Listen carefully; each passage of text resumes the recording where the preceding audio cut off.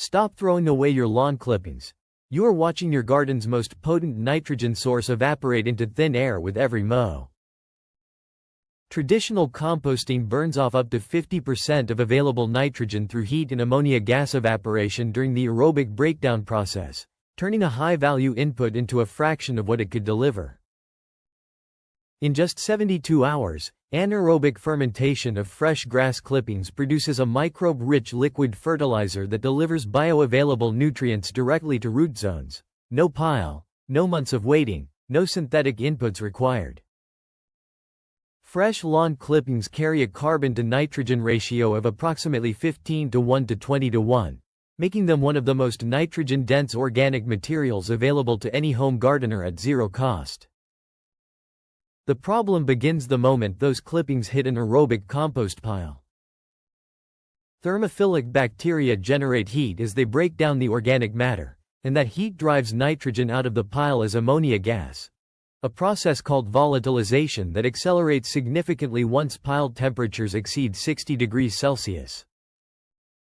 By the time a traditional grass-inclusive compost pile finishes, the nitrogen content has dropped dramatically from what the fresh clippings originally carried. Your garden needed that nitrogen in spring, not 6 months later, and the composting process burned most of it away before it ever reached a root. The fermentation setup requires a sealable container. A 5-liter bucket with a lid works for smaller gardens, a 20-liter drum for larger plots.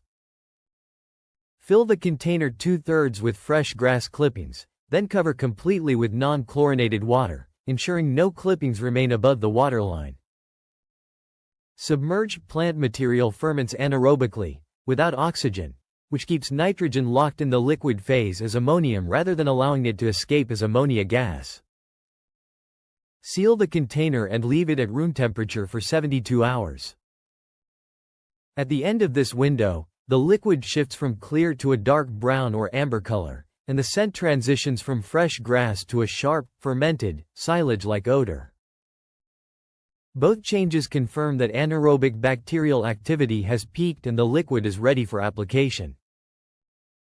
The anaerobic fermentation environment preserves enzymes that aerobic heat destroys, particularly proteases and phosphatases that break complex organic nitrogen and phosphorus compounds into simpler forms plant roots absorb on direct contact.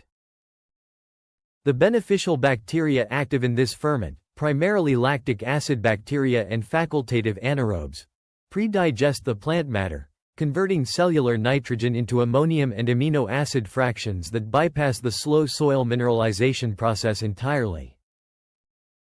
The resulting liquid carries a bioavailable nutrient profile competitive with commercial liquid organic fertilizers that cost significantly more per application, without the processing, packaging, or transport footprint.